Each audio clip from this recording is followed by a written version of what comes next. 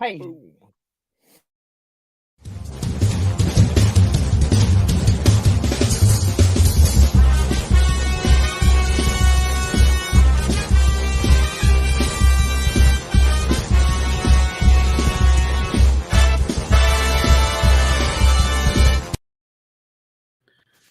Good evening, Keepers of the Cash. Gary B, the casual comic guy here, and joined as always with the fattest stacks of comics in the land, my buddy Rob. How you doing tonight, Rob?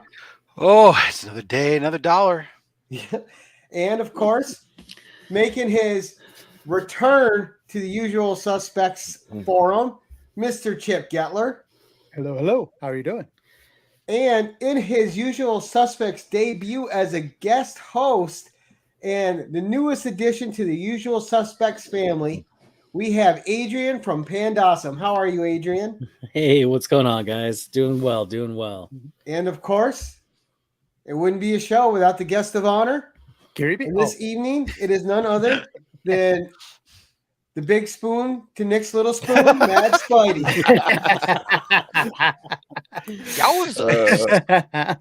And end of show. Yeah. And the show. That's all we needed to know. Right?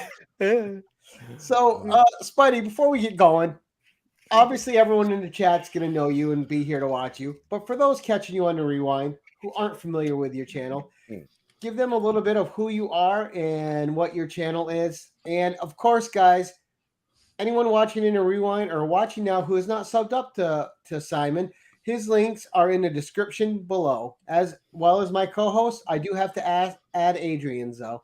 But go ahead, Simon. Yeah, so, well, obviously, by the accent, most people know I'm from Australia. I suppose we'll start off with that. And they reckon that I have the most Australian accent over all the Aussie YouTubers that are out there.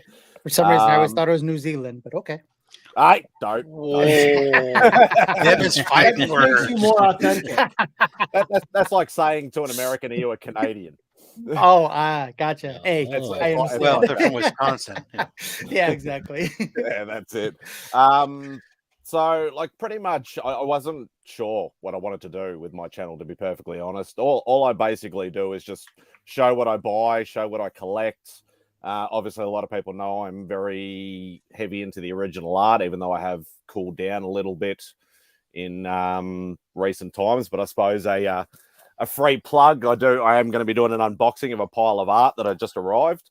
Nice. Very, very shortly. But yeah, I show, new comic books, not as much because I don't pick up new comics every single week like you guys. I can only sort of get there every couple of weeks or every month. Usually costs me an absolute fortune. I do love my Marvel books. Marvel books is my key, my only real sort of love in it. And yeah, I do love my silver, bronze, and copper age books, Marvel books. They're my thing. That's my jam. And obviously, as the name suggests, Spider-Man is the main theme. But I have diversed a lot in a lot of the other characters in the Marvel universe lately. So Yeah, it's hard not to. yeah, exactly. So before we get into the questions, let's say a quick hi to our chat. We got Chop and Drop as usual. How you doing, Chop buddy? We got Remy Q. How are you, sir? Shop for Comics, another Spidey fan. And let's see, we have Biggie Shack. How are you this evening, sir? We got Joe here from the Anachronic. Good evening. Callie and Jordan, thank you for joining us tonight. And Freaky Louie's in the house, another Spidey fan. My ASM brother. Werewolf by Lunchtime, who has one of my all-time favorite YouTube names. I absolutely love that name. It's so clever. It's so great. But let's start getting into the questions, Simon. So first of all, with Spidey being your favorite character, what drew you to Spider-Man, and when did you start reading his books?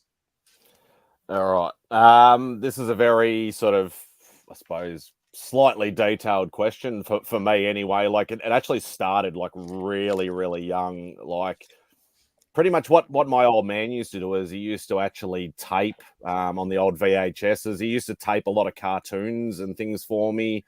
Things like, Spider-Man and His Amazing Friends, or He-Man, Transformers, Thundercats, all that sort of stuff.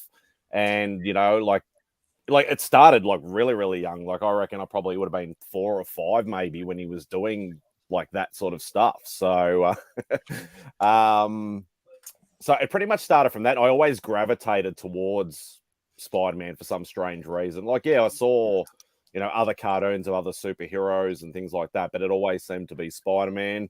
I didn't actually start collecting comics until probably my mid to late teenage years, because mum and dad could never afford to buy, because comics over here, as a lot of people will know, some people may not, are very expensive, obviously because of shipping costs and so on and so forth. So it was very hard for my parents to ever buy me any comics. So I literally bought all my comics, and I started when I started, you know, like a paper round or, you know, something like that in my teenage years. And, you know, I was only earning very little money, so I'd buy like a book here and a book there, and that's pretty much how it started. And like everybody, you've dropped in and out of the collecting a lot, and yeah, and pretty much it's only been in the last probably 5-6 years, maybe a little bit longer, that I've got heavily back into it again. Nice. So what led you to start up your own YouTube channel?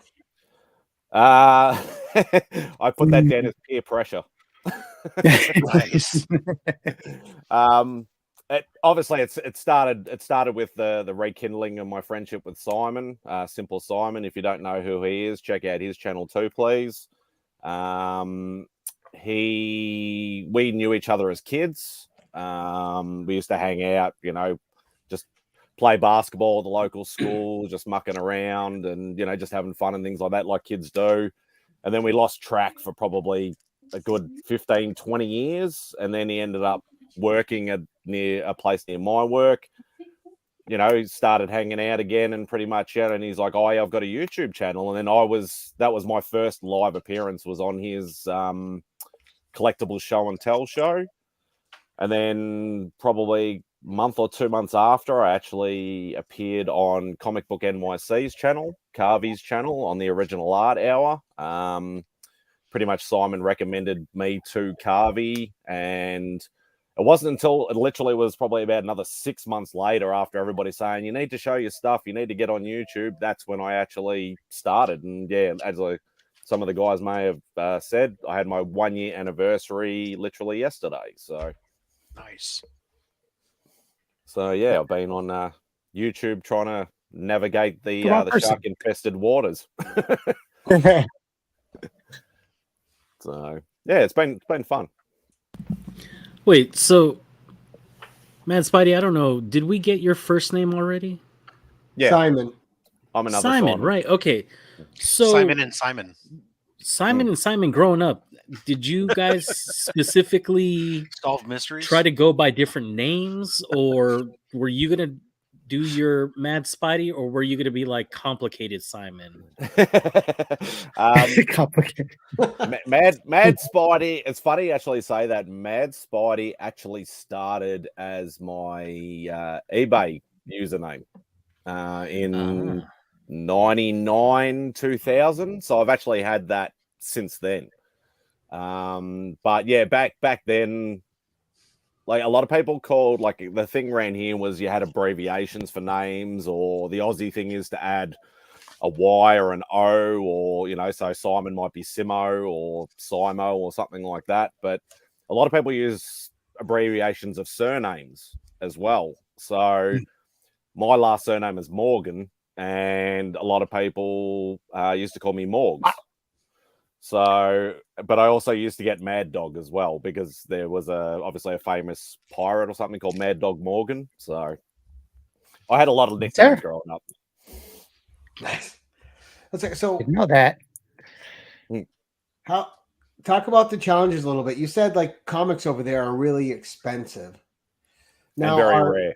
Are comic shops prevalent over there, or do you really have to go out of your way to get to a comic shop? So that's the thing. The comic shops have come and gone a lot over the years.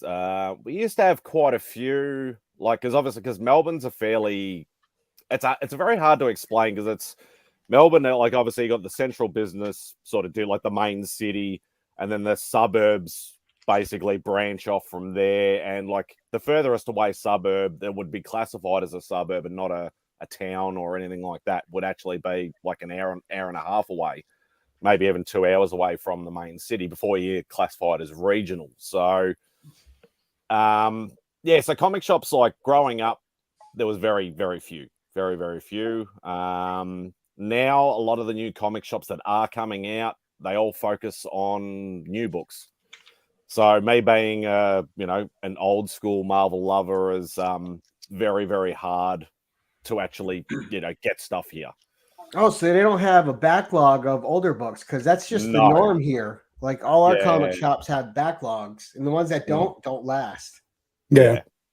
And unfortunately, like there are some shops that do have quite a few back issues, but we're only talking maybe maximum 10, 15, 20 years at most.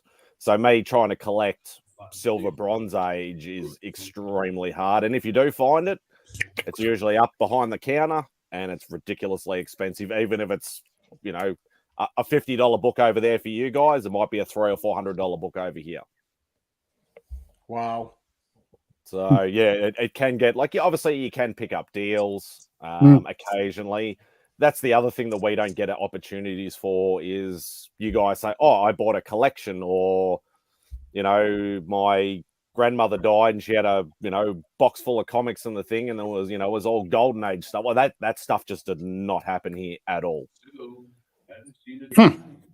Now, is it the same with your collectibles? Like, I know you're big into statues. Are those more expensive over there, or are they a little bit more easy to access?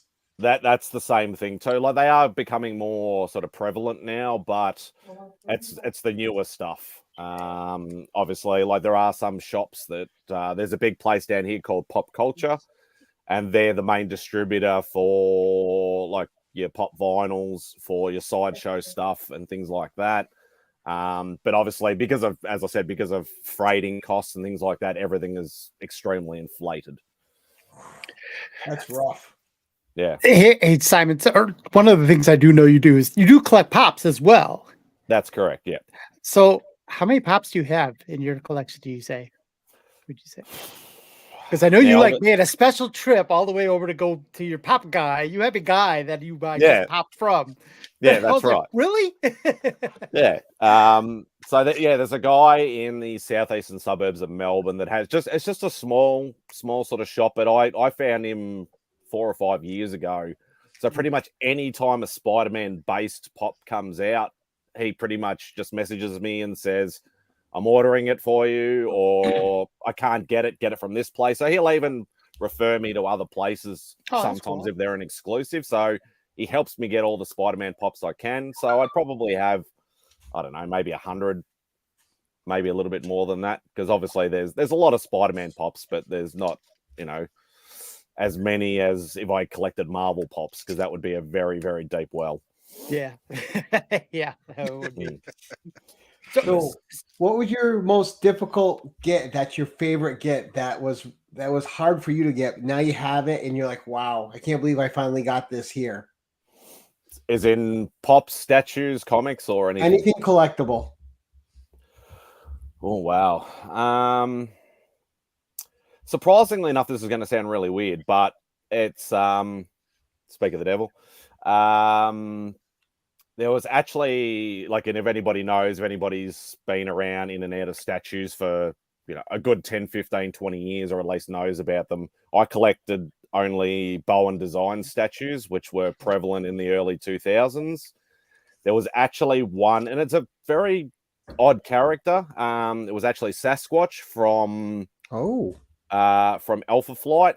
And they actually did, I think the standard run was, 2,000 or 3,000 pieces. But they did one with a different type of base that was only limited to 50 in the whole entire world.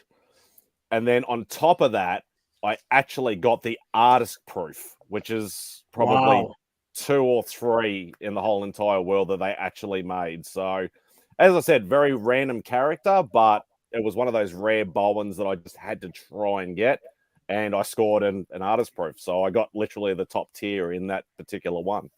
That's awesome. I got a buddy of mine that collects the Bowens as well. And yeah, they're beautiful, beautiful work. But he has a bunch of signed ones, but I don't think he has any artist proof. But yeah, they're pretty cool. Yeah, I have a few signed ones, and I have quite a few artist proof ones as well. But I'm trying to get back into doing the videos for that, but they're all sort of down in storage under the house, and they're quite hard to get to.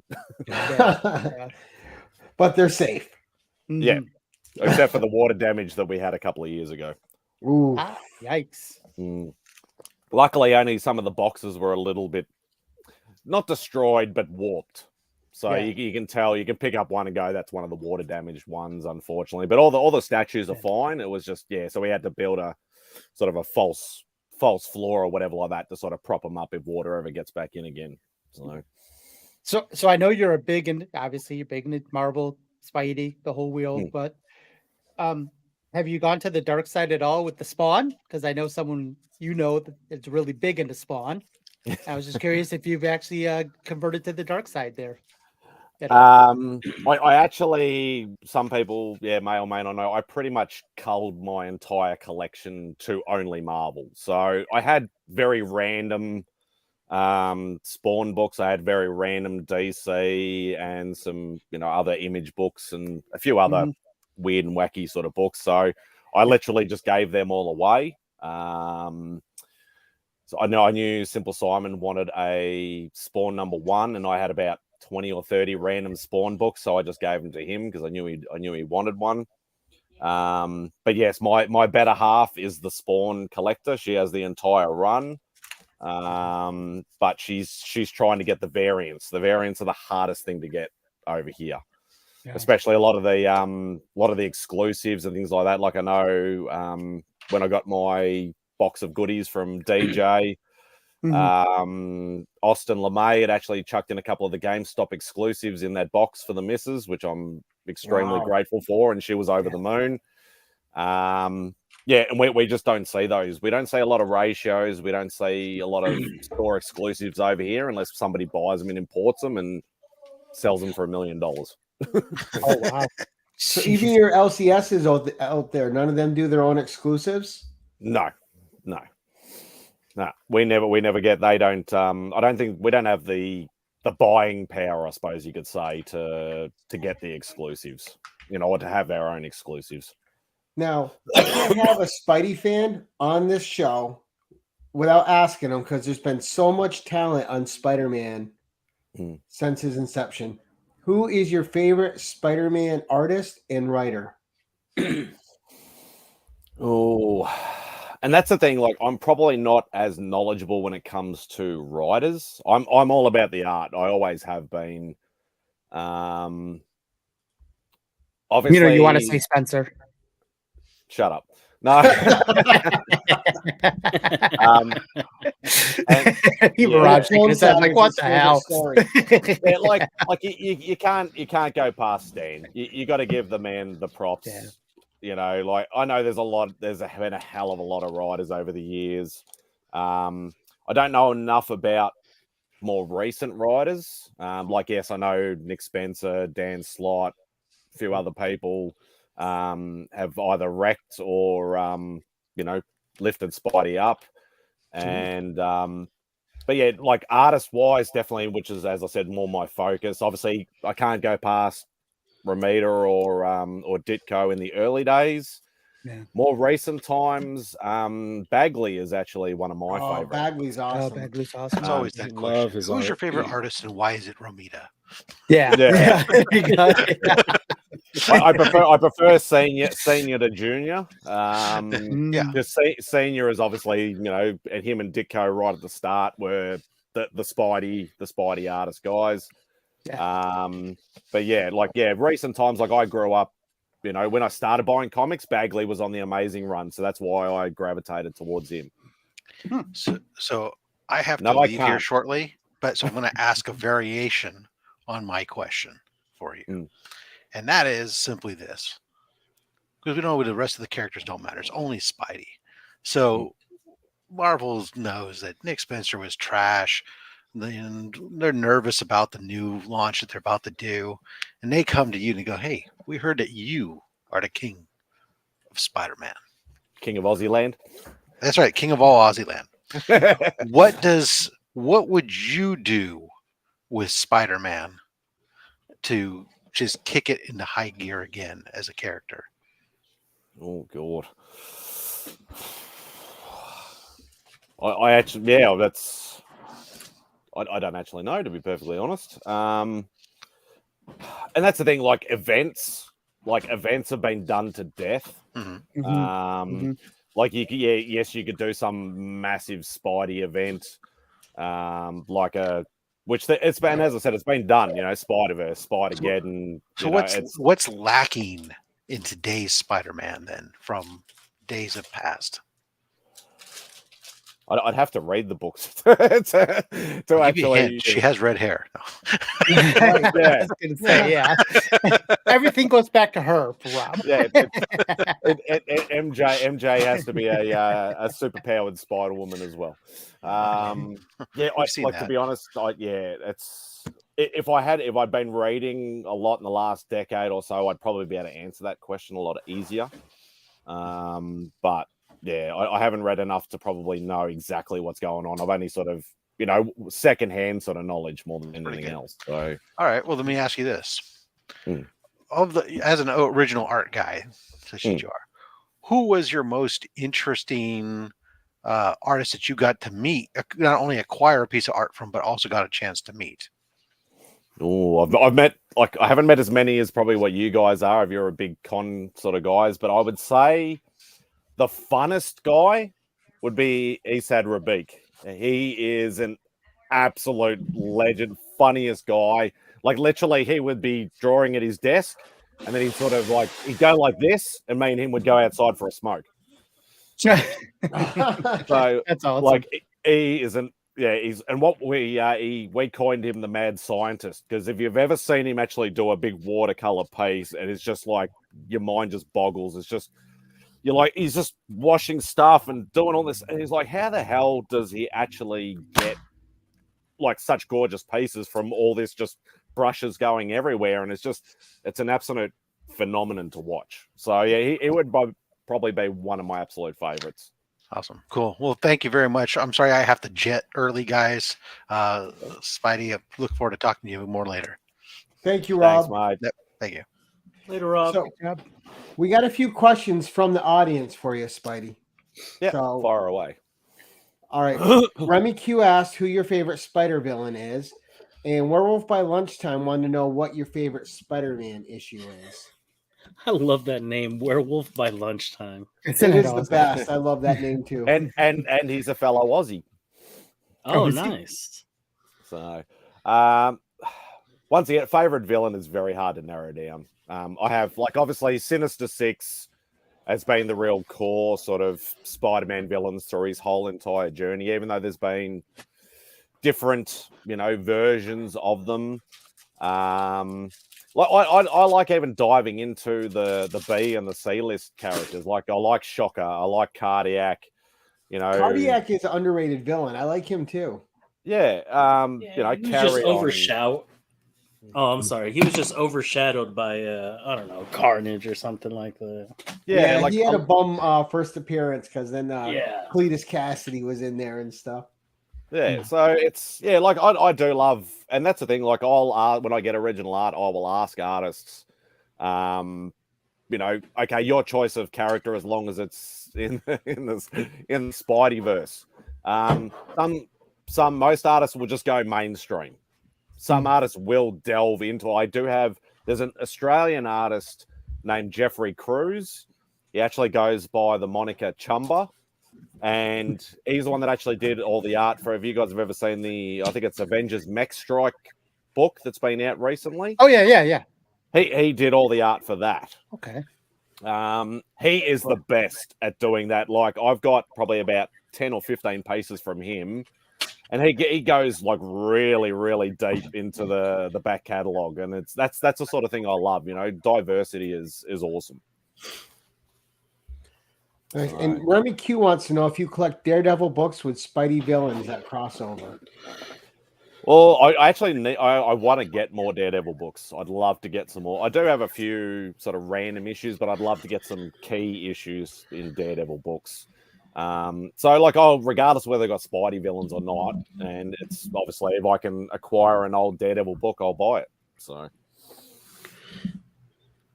nice. So you have your artist series on your channel. What got you specifically into collecting original art? Because is that something that's a little more prevalent for you over there than actually trying to get the comics from overseas? it's probably almost on the same scale sometimes, trying to get original art. Like when we actually have like conventions, we only have them on a weekend, so they're only a 2-day convention. They generally only bring 1, 2, maybe 3 international creators at a time, because that's all they can afford. Sometimes you get revolving ones because guys like to come back. Sometimes you get new ones, but yeah, it's literally what we would call a shit fight sometimes to actually get there, because all the usual suspects, no pun intended, usually at that particular, especially if it's a big name, like they're always lined up first. It's always the same guys, including myself, that are always lined up. Getting at home commissions, because I mainly do commissions. I do occasional like original art pages, things like that, but mainly commissions. That can also be very hard. Obviously, shipping costs are very expensive over here. We're quite often sort of not forgotten about, but because we're such a distance away, like it's not like, okay, I'll go commission John Romita Jr. I'm going to see him at a show next week. I'll ask him about it. We can't do that. Obviously, it's all electronic. It's all email. It's all Facebook, IG, things like that. So they can ignore messages. They can, answer you a week later. So you got to factor that into the equation as well. So yeah, it can be as hard, if not harder, sometimes doing original art over here as well as old books. So I have a buddy of mine that actually goes to these Comic Cons with me, and when he goes to these cons, he's also a comic original art collector, and he has this actual book and everything that he'll have, and have them sign to do that. But he also came in one year, and he actually went from like artist to artist and asked them to do a drawing of a hero, whoever they wanted, playing a musical instrument.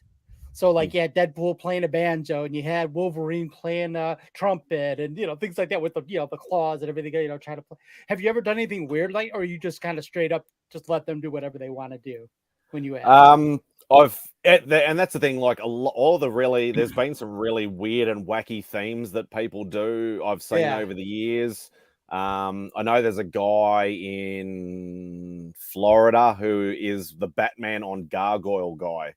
He has literally got nearly every single artist known to man drawing Batman on a gargoyle. There's the weird toaster guy. The guy he literally gets art from artists of a toaster in like a superhero pose or something silly. Yeah. Hey, Bill. I've never done that. In the original, like the early days in my journey, I got sort of characters that the artist was known for or had done before. But then I sort of went, nah, I'm going to stick to my Spidey sort of stuff. And I literally got everything Spidey. But I usually find the more free reign you give an artist, the better off the piece you'll get and the more value for money you'll get. Right. When I get a commission cover from a local artist here I really like, he goes, what do you want? I go, I want you to draw what speaks to you. So whatever you draw, I'm going to enjoy it because it's what you want to draw. Yeah. And like, I'm not picky at all. Like I've had we'll put aside all the long waits that I've had and the stories that people have heard about my long waits for commissions.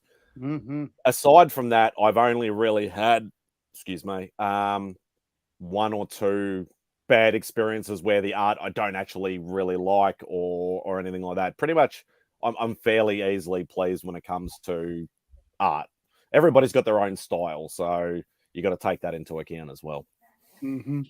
Now, Remy wants to know if you're into Miles Morales as well. I do like Miles. I don't have many Miles books. As everybody, well, a lot of people will know, I'm still trying to chase an Ultimate Fallout 4, and it's very hard and very expensive. Oh, I'll give you one. Not a facsimile. Oh, damn. Thanks, hey, anyway, man, Chip. you know. Yeah, I do like variations of Spider-Man. Obviously, Peter Parker is still, I'm still the traditionalist. I'm still the classic guy.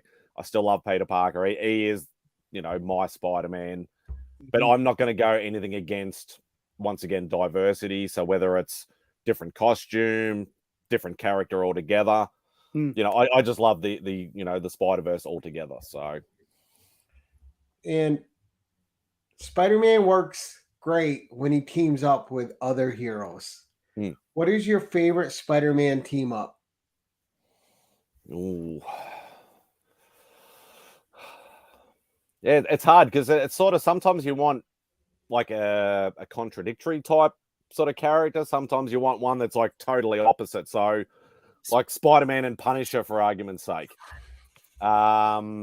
Like, you know, that's because Punisher's another one of my favorite characters. I think that's an awesome team up because it's almost like, you know, oil and water sort of thing. Right.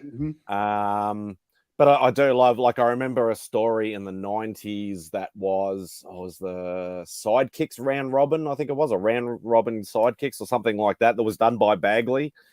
And Sidekicks you know, Revenge. Yeah, that might have been it. And Punisher, Nova, Moon Knight. Yeah, so like a bit of diversity there. So yeah, New Warriors characters, solo sort of characters and things like that. Like that's the sort of stuff I love. But so even like teaming up with a villain that might be just for that issue or those couple of issues, you know, something a little bit different. So yeah, it doesn't always have to be, you know, Spider-Man and Black Cat or Spider-Man and, you know, Daredevil or something, you know, two really good Doctor guys. Strange were always a favorite combo of mine. Yeah. Yeah, especially in a lot of the sort of Marvel team up books and things like that. That happened quite a bit. So yeah. So let's diverge a little bit. Who are some of your non-favorite Spider characters that you connect to and really enjoy the stories of? Probably the other ones that I probably have the most books of. Wolverine is another one of my favorite characters. Punisher, obviously, as I mentioned. Ghost Rider, Blade. Even like Fantastic Four, X-Men to a certain extent, but I always sort of gravitated towards sort of Spidey, Wolverine, Ghost Rider, Punisher. A lot of those sort of anti-villain, not anti-hero type characters I really enjoyed.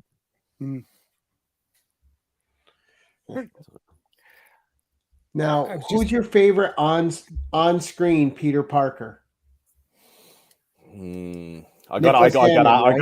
I got to ask this. I was going to say Nicholas Hammond. I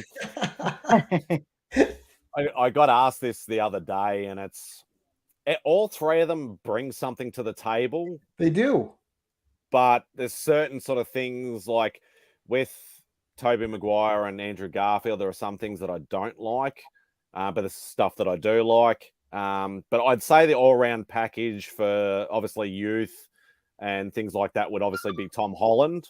But I'd like Tom Holland to be a bit more of a smart ass, because that's what Spidey is. He's a smart ass when he's in costume, you know, quips and, you know, smart ass remarks and things like that. But yeah, Tom Holland doesn't do it as much. He's a little bit too innocent. But I think age and look and everything like that actually does the character a lot better on screen. Now, you see, I would like to see an older Peter Parker. We've seen him as the teenager a lot in the movies. I mean, there was that great run where, you know, Peter was a teacher. Peter, you know, I'd like to see an older, settled in Peter with MJ and them living their life and have stubble and a beer gut like he did in Into the Spider-Verse. There you go. We got a special guest here. Go on. First of all, I just want to thank Gary. Gary, thank you for having me on the show so late. And hello, Chip. Hello, sir. Panda, my man, how are you? Hello to everybody. What's going on?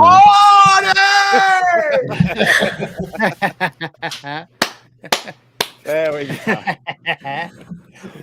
I'm in trouble now. Yes, we knew your little spoon would make an appearance at some point. The only thing more important to me than Spidey is my son. And now that I'm done with that, Brad, I'm on to the real.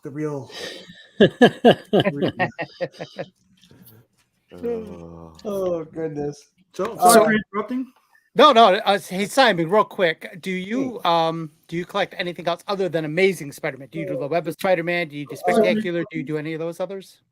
I did delve into that when it started getting very hard and very expensive, probably about, I'd say 10, 15 years ago. I ended up going into Web and Spectacular. Yeah. Few of the sort of smaller run ones like Spider-Man Unlimited, and I even bought some Sensational Spider-Man and things like that. But I the only one I didn't delve into was the Ultimate Spider-Man. I didn't really like the alternate sort of universe sort of style of things. But in saying that, if I had, I'd have a UF4 by now. It's true. Yeah. So Now, Sorry, you Gary. slab your books? Werewolf by Lunchtime was asking. no. Everybody knows I hate slab books. Okay. I do occasionally buy a slab book, and I'll always say, obviously, due to rarity over here, if a book is like, if I look at a price of a book and it's like, okay, it's worth $100 in a raw, and they have a graded book here that's around that same price. So regardless of the slab, if the price is right, I will buy it, and then I'll just crack it and put it in the collection. Breaks Rob's heart every time he says it. So I know. I say it a lot when Rob's around. It's like dagger in the heart twist. What is it? What is it though that you have? Why don't you like the slabs though? Even though I may not be a reader anymore, I still love to be able to, and a lot of people say this might be freaky. A lot of people love it, but I love the smell of older books. And I love to be able to, at least, regardless of reading it, look at the story. See the art, see the artists and things like that, see how the panels are laid out and things like that. And that's all it is. Like, I'm collecting the way I like to collect, like a lot of people do. And It may be the wrong way, but And mind you, Spidey, this ship doesn't have a lot of slabs either. I got one. Don't I bought one. you got one? He's got one. I got two. One that I gave him. You got one. Two, I he's got ended up two getting that this I one. gave him. Oh, you got that one too? Yeah. Nice. It needed a friend. Nice. So we were talking before we started the show about regrets, and so what's your biggest collecting regret and your biggest collecting win? Coming on banter. First and foremost. Yeah. Biggest regret was not buying an ASM 1 when I had a chance. What was it then? But in saying that, I didn't have the money as well. But I would have had to have found a way somehow. But I had an opportunity quite a few many years ago for what I'd call a reasonable price over here, and I just couldn't get the money together, and it was sold, and I missed the opportunity. But, so let me ask you: would you trade all of the Bowen design stuff for a shot at an ASM 1?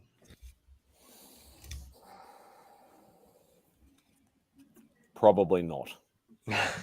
I don't mind giving away stuff I don't want anymore, but I can't actually. Yeah, I'm not a seller or anything like that. I know that probably sounds funny to people, but I spent so many years collecting those, and I have so many that I just couldn't do it. No, not at all. Like, when I buy, it's for my PC. I'm not buying the flip. Yeah, that's right. Like, I don't sell anything. And I don't have anything against the flippers. It's just not how I purchase books or anything I collect. That's right. Mrs. Spawn is here. Mrs. Spawn. Go put a hand in and let's wave, say hello. Hello. Aww. That's a cameo So appearance. That's a adorable. Yeah. First cameo on Gary B's channel. There you go. So that was your major regret. What was your major win? Picking up an ASM 2. Coming on banter. Right. Yeah, like ASM 2 was, and once again, it was an absolute fluke. Hey, Tricky. It was at a convention here. It was maybe 2015, 2016. It was the most I ever spent on a book, but in saying that, I didn't have, once again, I didn't have all the money. I had about 75%, 80% of it. And it was literally just, it was about a month after my birthday. And yeah, my better half over here came to the rescue, and I was able to buy an ASM 2. So, oh, that's great. and then she just whispers to me, "You owe me $1 million." Oh, goodness.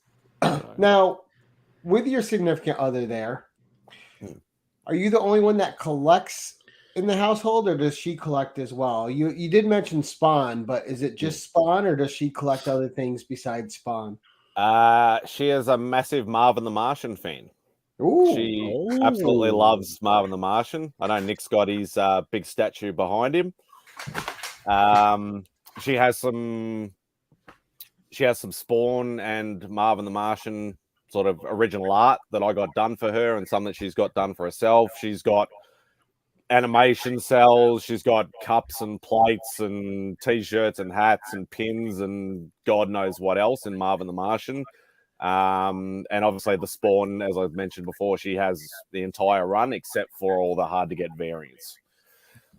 So, but she also loves things like Lilo and Stitch and few like Studio Ghibli stuff, and which I love as well. So. Oh, Studio Ghibli is amazing. So yeah, she's a big fan of the Studio Ghibli stuff and anime, as well. Like she's a big reader of anime, collects a lot of the DVDs and Blu-rays. Same with me. I'm not a reader, but I'm a watcher. Why do we hang out with you and not her? What the hell? She's on school with you. Shit. Oh, yeah. Now, have you guys ever seen an old anime called Bubblegum Crisis? Not the second series, the original. I have that on DVD up there somewhere. It's so amazing. The original. I have the original and I have the redone version. Not a lot of people have heard about it, and it's so good. It's in what I would classify in one of the, like in the classic series that I think if people want to get into anime, get into the classics first. That is one of the ones like that. Obviously, Evangelion, and Cowboy Bebop, Trigun, all that sort of stuff. That's the stuff that I recommend to people to get into if they want to first get into anime. Nice. Now, is there any, what show do you and your wife enjoy together? We have very different tastes. Like she likes watching some of the superhero stuff with me, like the movies and that. Obviously not as much as what I enjoy it, but we do love watching a lot of anime and things like that together. Like our new favorite one is Demon Slayer. And also we heavily got into My Hero Academia as well. So yeah, there's a lot we can get into.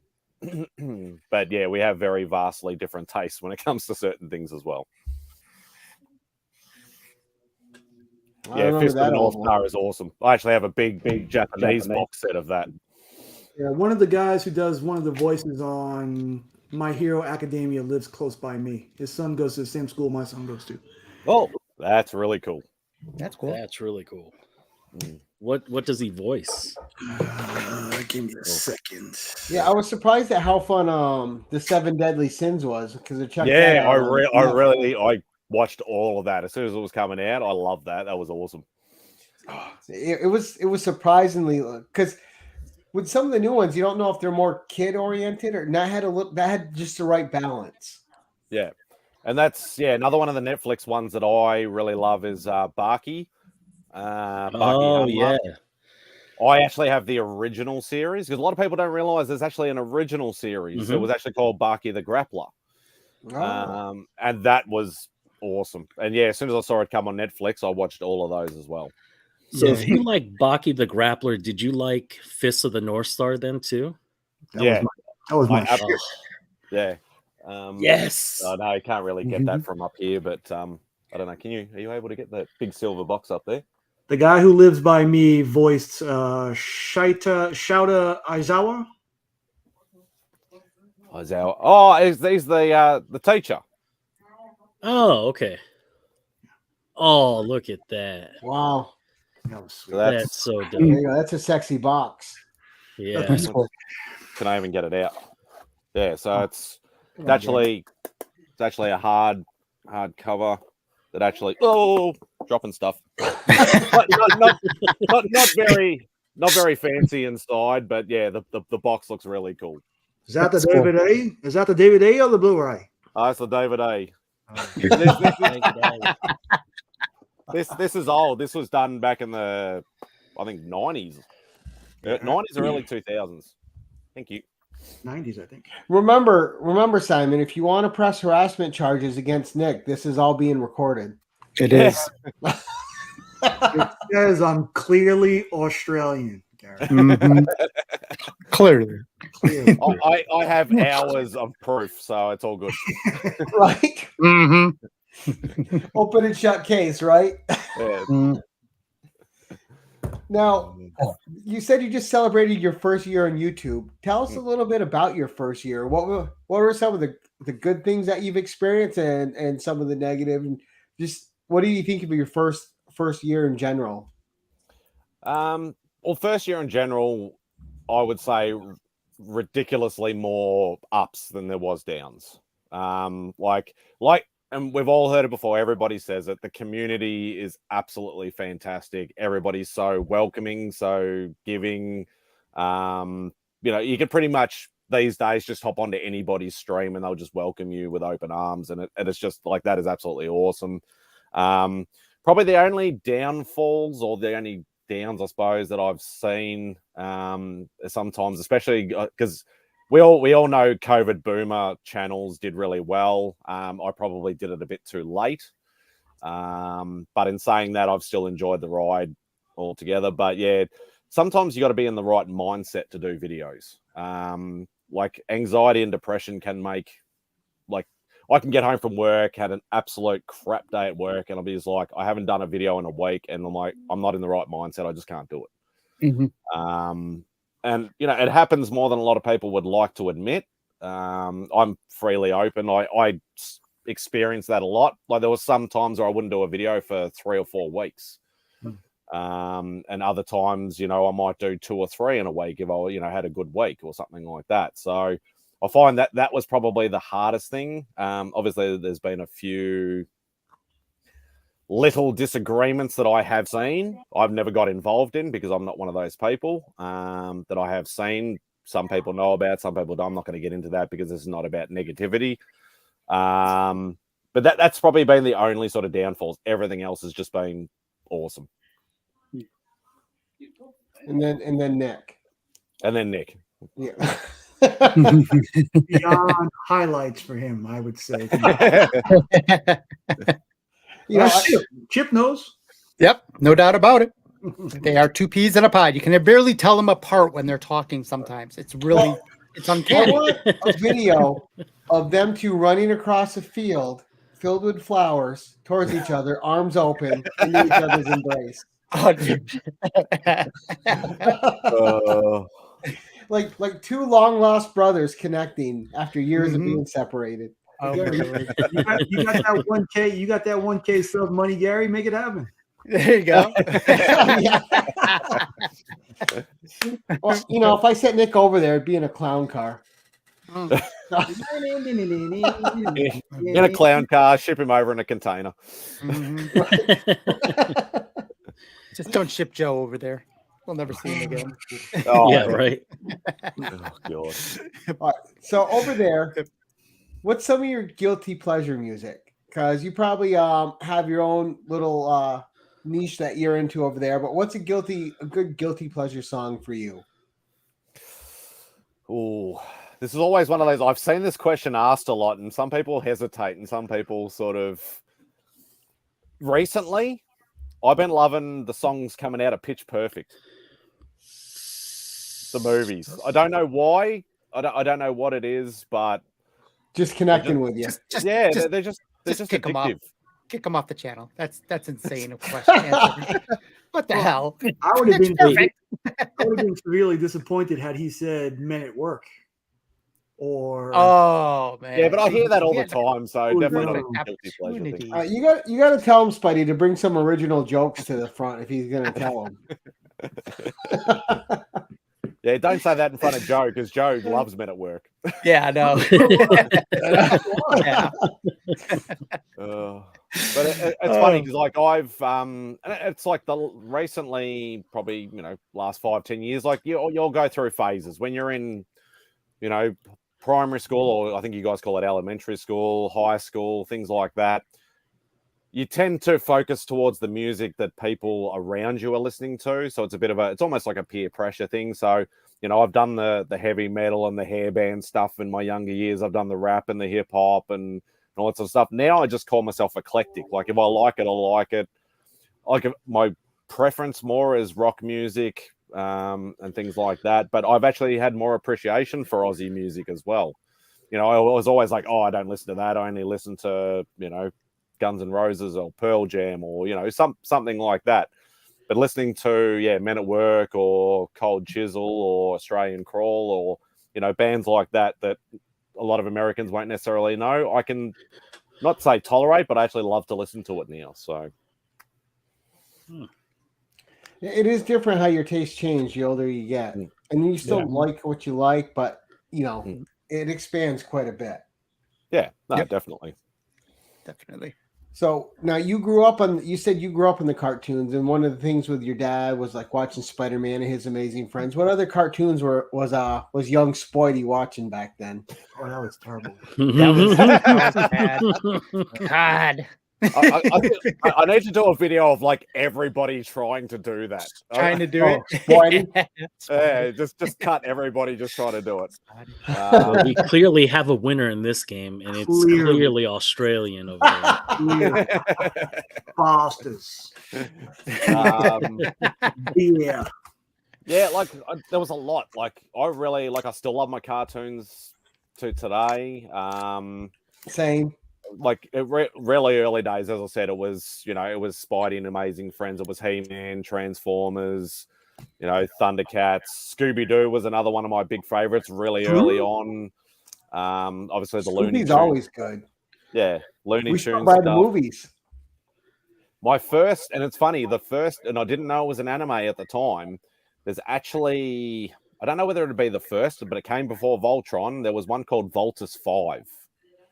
Or some people know Voltus, some people called it Voltus V, but it was Voltus 5 because there was, the 5 people in the things coming together to make the big robot sort of thing and fight aliens and stuff like that. And my dad taped a few of those. I didn't know it was anime at the time. I just thought it was another cartoon. But yeah, I absolutely loved that as well. And that was done in the late 70s. So that was well before Voltron even was, done. Voltus 5 was huge in the Philippines. Yeah, I remember hearing about Voltus 5 before hearing about Transformers or anything else. Yeah, like because I had quite a few Filipino friends like growing up and that, and they used to say that like even to today, Voltus 5 is still huge over there. Yeah. So yeah, and like some of the if you can get some of the original like full size robot figures, they go for thousands of dollars. Oh, that's because they're made of die-cast metal, and I'm pretty sure they were painted with lead, so you probably shouldn't buy them. I don't know. Lick them. Yeah. That's got to be lick-worthy. Yeah, there you go, Simon. Call Simon when you need him. Nice. Now, being from Australia, what is one thing from the collecting culture over there that you wish was more prominently known to people overseas that they don't see the face of as much? Tim Tams. Nah. Right?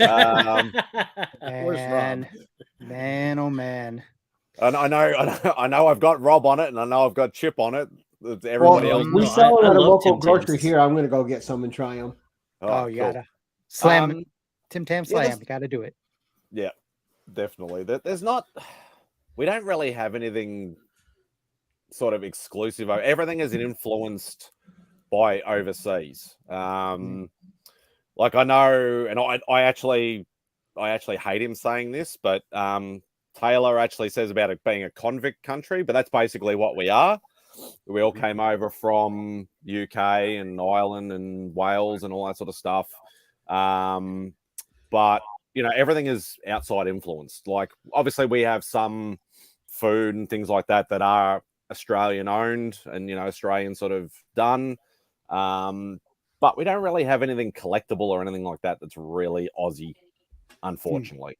Like, we do have, obviously, Aussie artists, Aussie, you know, indie generated books. Like, obviously, Killaroo is Aussie based, that our boy Ignacio is a part of. But yeah, apart from that, there's nothing, unfortunately, too much. Now, if Nick ever visited you, would you be able to facilitate and tape Nick boxing a kangaroo? Maybe meeting a kangaroo, but not boxing one. He wouldn't last very long. No, those things are all muscle. And they don't box, they kick. Yeah. And they kick very powerfully. Have you ever seen anyone get kicked by one? Like not in real life, but I have seen plenty of footage. There's been footage on the news, you know, like there's a famous one that, you know, guy trying to save his dog from a kangaroo, and literally the guy gets torn to shreds by actually trying to save his dog from this kangaroo that they're, you know, that's having a go at the dog. So yeah. Nick, you're muted.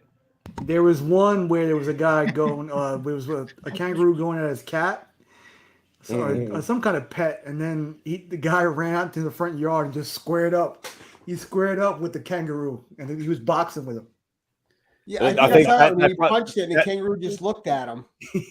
Yeah. I think that was the same. That was the same one. It was his dog, because they were sort of fighting and things like that. The dog somehow got involved with the kangaroo, and he literally grabbed the dog and sort of threw it out of the way, and started squaring up against it. And the kangaroo absolutely destroyed him. He got a few licks in, but not well. Are they really in the wild like that? Like, do you see those gigantic spiders also? Like, all the stuff we hear about in America are just big spiders, right? Snakes, shark in the water. The most venomous snakes in the world are all in Australia. Most venomous spiders. It's depending on where you are. If you're in the city, you're in the suburbs, you can see them, but you won't see them easily. And it's usually the further out, the more regional you go, that's when you start seeing them. But you can, like, I could drive 10, 15 minutes away and I could go see kangaroos if I wanted to, because I know I've seen them in certain places before, but it's not common to see one, you know, running down the street, or see a poisonous, you know, spider or snake or anything like that, sort of just, you know, out your backyard. So it's not as scary as you think it is. Right? Because I just feel like anytime I lift a toilet seat, there's going to be like a jumping spider that comes out, or a snake that's coming out of the toilet. Like, that's all I think about. Like, I thought that like every Australian household had one of those grappler things. So this way, if they couldn't reach the light in the bathroom, they could use that to fish out the snake out of the bowl. You'll find, like, obviously further north, like if you go to, obviously there's a lot of wildlife parks and open sanctuaries and things like that. Obviously that stuff is very prevalent because it's the wild. You'll find probably further up north as well, like where Lee from Whack Comics is, it's probably a bit more prevalent to see, you know, snakes and spiders like that, because it is sort of closer to more the wilderness sort of areas. But yeah, like you can see it here, as I said, but it's not as common as you think. Like, it's not going to happen every day. It might happen once a year if you're lucky. How far away are you from Lee? Up. 2 to 3 states away, probably. Or by car, a very long way. It'll probably be, what do you reckon, about to Brisbane? 18-hour drive, 20-hour drive. Around 20-hour drive probably. But by flight, it's probably an hour and a half at most. I would imagine over there it's kind of like, so I'm from New York, but New York State. Not everybody really. assumes when you say New York, you're from New York City. You're not really from New York, Gary. Come on, I mean, let's be serious now. All right. Yeah, yeah. I'm not from New York City, but everyone just assumes you're from a general area when you say New York. I'm assuming you probably get that a lot in Australia. Everybody thinks everyone's near Melbourne, right? Either Melbourne or Sydney. That's the two main cities that everybody sort of knows. But everything's very coastal. So looking at an Australian map, most of the main cities are all on the east coast, and there's a lot of dead space, like in between. Obviously, a lot of forest. A lot of forest, a lot of desert, a lot of outback, obviously, and then sort of going across, you got Adelaide, which is sort of in the middle, and then right across you got Perth, which is the other main city. So the east coast is the most heavily populated. Everything else on the other side is a lot less populated, should we say? Yeah, where I'm from, there's a lot of mountains. So, but everyone's like, "Oh, you're right in the city, huh?" I'm like, "No, it's the Adirondacks. There's a lot of mountains here." Let me see. Werewolf by Lunch. It would take me 4 hours to fly where Mad Spidey is now. Yeah, Werewolf is in Perth, so that's the furthest main city away from everything else. Now, besides Simon, who you were friends with as a kid, have you met any other YouTubers in person and got to hang out with them? Well, I know, and probably mentioning a few channels as part of the controversial sort of thing that I mentioned earlier. The guys that were on,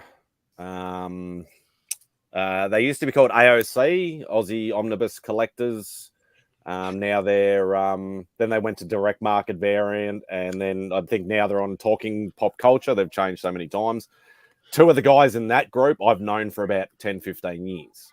They're part of my original art collecting group in Australia. Nice. 10, 15 years. That's right.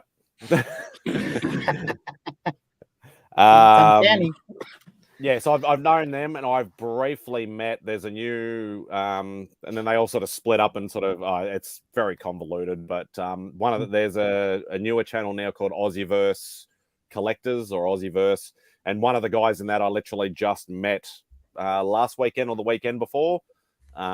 He used to be part of Talking Pop Culture, but he's started another channel. But he's he actually met him at Big City Comics at Mark Simon's LCS. And see, I must have blinders on because I don't like when everyone's talking about controversies. I never see it all. Maybe it's just not what I view on YouTube.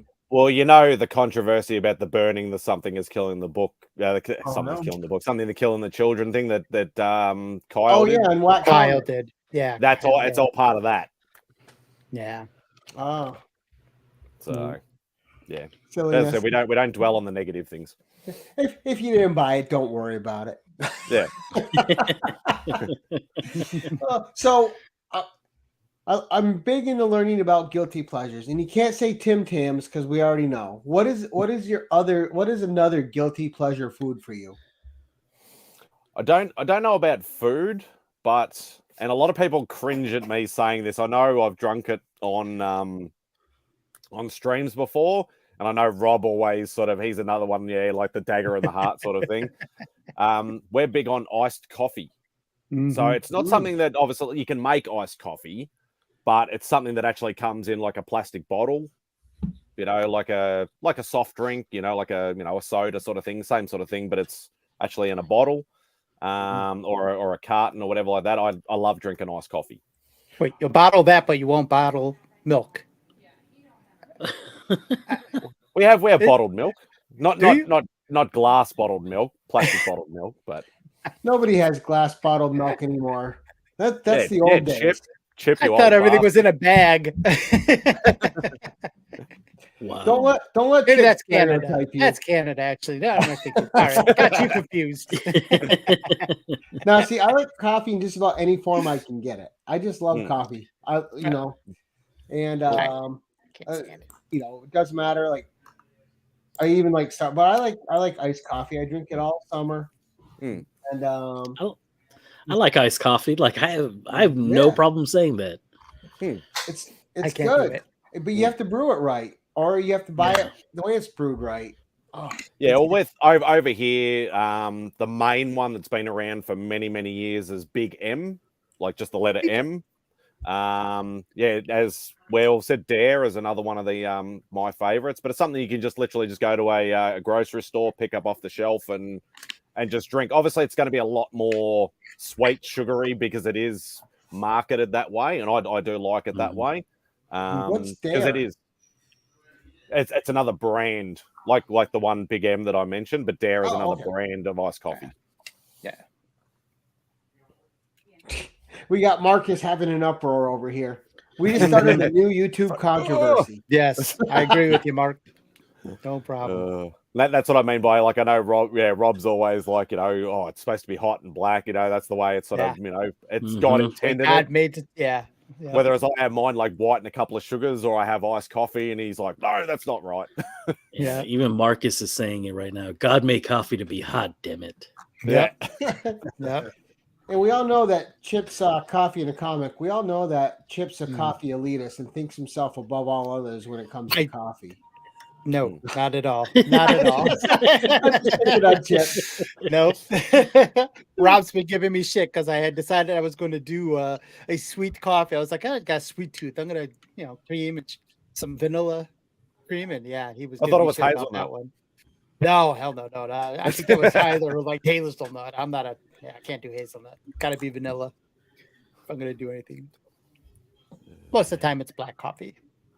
Yeah, I find it funny when we hear stories about you guys and coffee over there, and it's all this like half pump double thing, this weird way. It's like, just give me a coffee, just give me a latte, just give me a cappuccino, something that's fairly easy. All this weird stuff that they put into it, it's just it's a bit weird to us. But that's mostly a lot of the so. I love Starbucks, but I'll go there and I'll just get a basic latte with 4 shots of espresso in it and just steam milk, and that's it.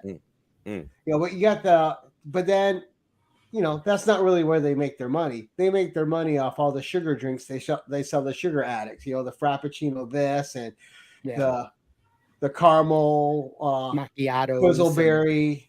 Dingleberry sprinkle drinks and stuff like that. Dingleberry sprinkle drinks. Dingleberry daydream. Dingleberries. Flip it. Looking that up. Dingleberry daydream. That might be your problem right there, Gary. Yeah, exactly. I said I don't drink those drinks. I think you're hanging out the wrong coffee shop. Oh, here we go. Lefty, you can tell how big an a-hole someone is by how complicated their Starbucks order is. Yeah, there you go. Right? Because if I go to Starbucks, I'm like, I want a latte, quad, 2 Splenda. That's it. So it's just a 4 shots of espresso with some steamed milk and 2 Splenda. That's it. Even the way you said it sounded convoluted for me. I'm just if you don't use their language, they don't understand what you want. They just look at you. Yeah, and that's what I mean. It's half the fight is probably the language. Yeah, it's all the abbreviations and the the different names, like as you said, like different shot, half pump this, and it's just give me a flat white. I just say flat white with 2 sugars. There you go. Oh, yep, an Americano's good. Yeah. Large flat white. Yeah. Yep, large flat white, 2 sugars. That's the way to go.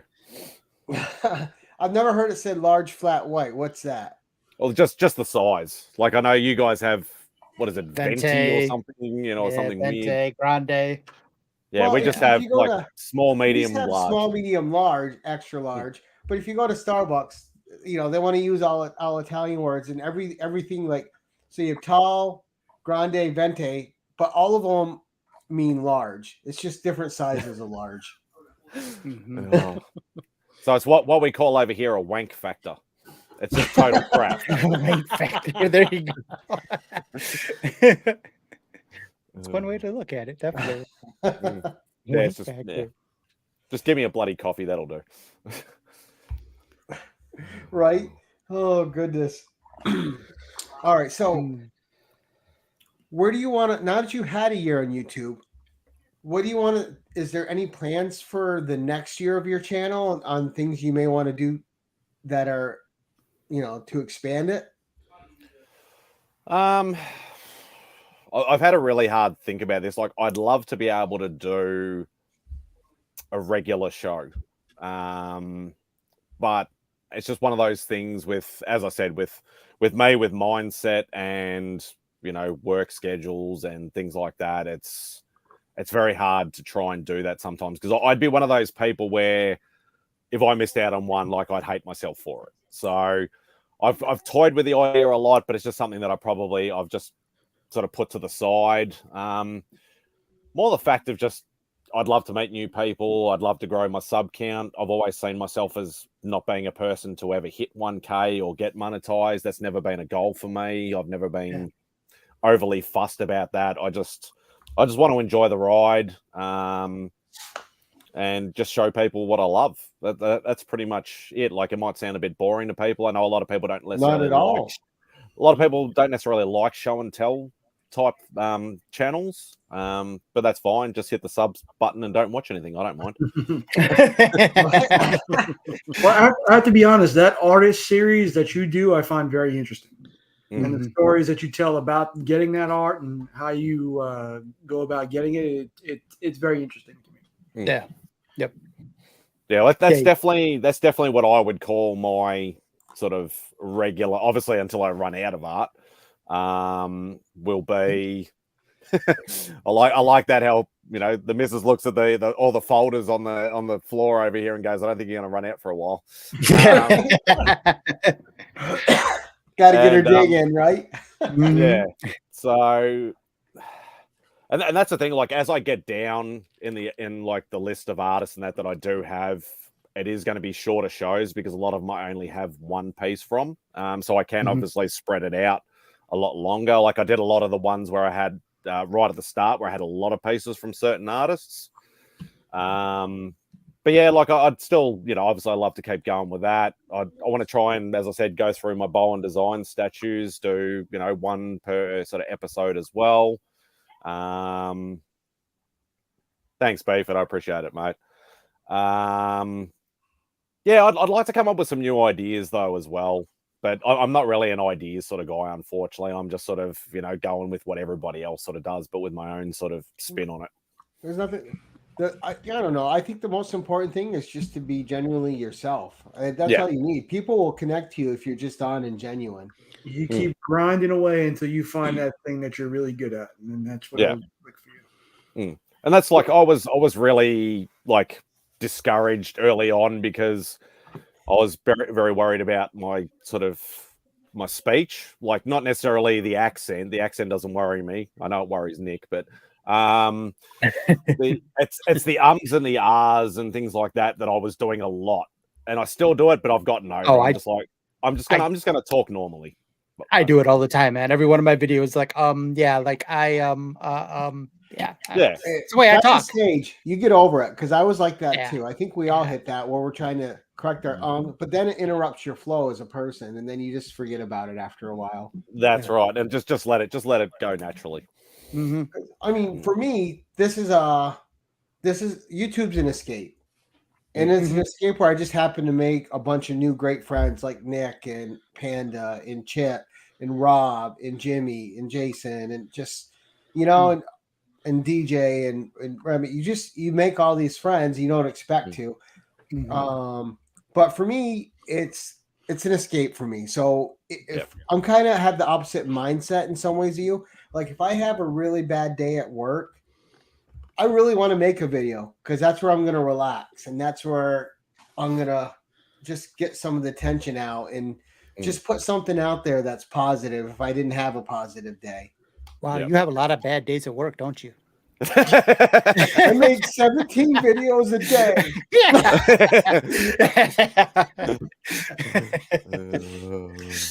And I don't have a ton of bad days. The days have gotten better at work, but I mean, just the daily stresses of life. This is YouTube has become my escape. Where along with reading or watching a good movie, YouTube is another one of those for me.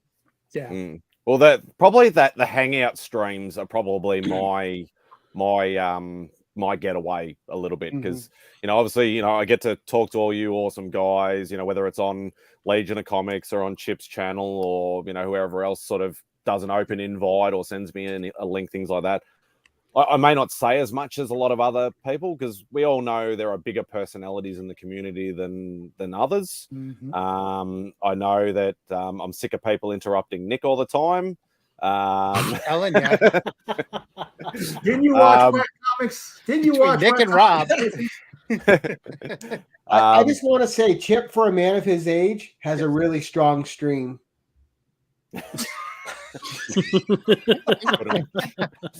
I'm sorry. Go ahead, Simon. Our younger audience may not understand that, but no. If you're over 40, you'll understand.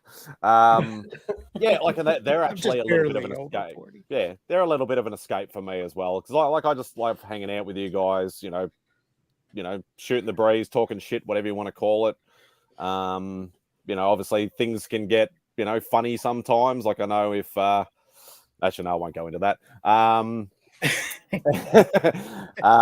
was going to say when we start talking about 180 versus 181, but we won't go into that. People have been on Legion or Banter know all about those sort of things. But yeah, that's, as I said, that's my escape as well. I can actually jump on that and it'll be a release for me. Even if I've had a really bad day and I don't say much, I can still go on there and just have a laugh. So, yeah, but I think the bottom line is this: is you found your way into a community where everybody here, if you throw an idea out, everybody here will be like, "Go for it! I want to see that from you." Yeah, and then we'll help you do anything that you need, any step along the way. Yeah. No, and I've told you before, the whole Spidey thing is I'm not making fun of your accent. I think it's awesome, and if I can perfect that for me, that's something that's good. But it's become that tagline, and we'll just run with it. Yeah, but we're all here, and I think in our circle, we all prop each other up. Yeah, because I know I've had a shitty bunch of days. Starting out Thursday was just rough for me. And then everybody pushing me to 400 and talking me and propping me up. And it felt like I was on cloud 9 and all my brother's hands were right there lifting me up. Yep. So you're in a good spot, and anything you want to try to do, I'm here for you. I know these gentlemen here. I'll help you do anything you need. Hell, no, stay away. Get away from me. Hell no. Screw you. No more symptoms for you, Chip. Well, except that fucking guy right there. Chip was going to help you. Then he found out you drank iced coffee, and it was all done. Exactly. Yeah, downhill. I appreciate that. Yeah, I might eventually come up with something new and something like that, but I'm just happy doing what I'm doing and just plodding away. I don't think any of us are really doing anything new. We're just doing variations of things we love. Yeah. An interview show's nothing new. Everybody does interviews. Hanging out. Yeah, it's what it really is. Yeah, there was something I was thinking about doing because obviously I have a few connections in the creator sort of thing. I was thinking about doing that, but I'm like, it's so hard with people's work schedules, and because if I'm like a 9 to 5 or 8 to 5 sort of guy, it's very hard to sort of get people in their off time to do interviews and things like that. And I'm a good. I classify myself as a good interviewee, just not a good interviewer. If that makes sense. Yep. And see, it's not so bad. Time zones are bad. That's why I loved it when you reached out to me, because I have no idea what a good time to do a show is with someone from an overseas time zone that's completely different. And it's a lot of coordination. It might be midnight for me, but it might be noon for someone else.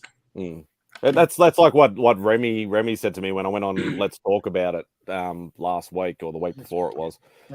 He just said to me, "Guys, I'll just make it work for you." And I'm like, "No, I will try and stick to your schedule thing, because that's what people know, that you have that show at that time or around that time, and it's best to try and maximize viewership and things like that at that time. But in saying that, I'm just honored to be asked, or even invited or allowed on people's shows. Like I say, regardless of whether you're a 5 subscriber or a 5,000 subscriber, I'm just glad and honored to be on anybody's show, regardless whether it's a hangout or an interview show. Yeah, I mean, it's fun, man. I think it's definitely brought something to all of us that we didn't have before. So, and I don't know, when you're young and in your teens and your early 20s, you do a lot of hanging out. Not so much when you get older and you have kids and you're working all the time. So it's kind of become the new hangout, something you could do from home. We can all not leave our house. We can relax, and we can all not wear pants. Yep. Yeah, and not spend $120 buying a couple of drinks at a bar. Yeah. Exactly. But all right, well, we've been going. I just noticed for an hour and 20 minutes, so we'll start wrapping this up. First of all, before we do wrap it up, I want to personally thank you for reaching out and coming on the show. I really do appreciate it. So we'll go around the horn here. As the guest, you get to say the last goodbye, and we can mute Nick so he doesn't interrupt you. But we're gonna go with Chip. What's coming up on your channel, sir? Oh, banter. That's it. Right. That's all I really got right now. Just banter, hang Star out. Wars stuff. Can you change Star the name to Chip Strong Stream? Yeah, there you go. There you go. Exactly. Yeah. Gary B knocking him out of the park today, huh? Telling you. Panda, what's coming up for you, buddy? Well, actually, right after this, I'm gonna hop on to the Burke Family 54 Comics YouTube auction, and I am actually gonna be selling on there. Friday, I am actually not gonna be on YouTube. I'm gonna be out of town. I think Sunday I'm doing a mail call and hangout. Not really a mail call. I've only got one package, but it is a win from the Comic Vet, and it feels a lot heavier than just one book. But I guess if you're sending something, right? Just saying, man. I like this dude is just full of surprises. So I can't wait to open that up on Sunday. But yeah, that's pretty much all I got. Nick, can I talk now? You can. I got nothing going on. I'll be on Legion of Comics community hangout as I usually am on Fridays. Definitely banter on Saturdays. And then next week I am gearing up to go to Planet Con to meet the legends. Many, many legends next week will be met in the Kansas City area. So I'm looking very forward to that. I hope I make it out alive. And if I do, I will hopefully have some comic books and some stories to tell. Kind of bummed. You're going to Kansas and I was going to Florida. I'm like, damn it, I'm going the wrong way. I got to go to Florida for work. I'm like, oh, this sucks. We'll both be in Texas next month, right? Yeah, we will. Hey, so when are you going to Florida? Me? Yeah. Tuesday. I leave Tuesday morning. Tuesday. Are you there for the full weekend? Wednesday, no, just Tuesday, Wednesday, Thursday for 3 days at a convention. Hollywood, Florida. Oh, I was gonna say, isn't MegaCon that weekend too? Yeah, I don't know. I thought it just I figured you would have stayed for MegaCon. Nah, I'm coming back. I don't even know if you're close to Louis or anything like that. Then. I don't know. Yeah, I don't know where Hollywood is compared. I was going to say, because Art Germ's going to be at MegaCon. That'd be nice to get some nice books signed. Right. Yeah. I do have some Art Germ. Coming up next week on this show, we actually have, Panda just spoke about him, Chris the Comic Vet is our guest next week. And in 2 weeks, we have Manny on the 1011.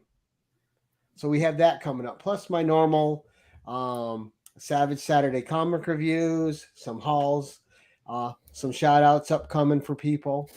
And so everyone in the chat, thank you so much for joining us tonight. We had a blast with Simon. Thank you. And thank your wife for making a voice appearance and hand modeling appearance. And what have you got coming up, sir? And then we'll sing ourselves out awkwardly. Yeah, so obviously said I've got a nice big parcel of art. Like it's only like 4 pieces, but they bulletproof. They bulletproof packet. I suppose I sort of bought a collection that I'm sort of paying off slowly, so I'll be doing those live because he'll be sending me big chunks at a time. The next one won't be for probably a few weeks. And yeah, I'm going to try and do some of my my Bowen Designs things as well, and whatever books I pick up in the meantime, I'll probably do some videos for that too. So nice, whole heap of random stuff. All right, gentlemen of the panel. Simon, thank you guys so much for being on my channel and spending the time. And as we like to end these things, awkward.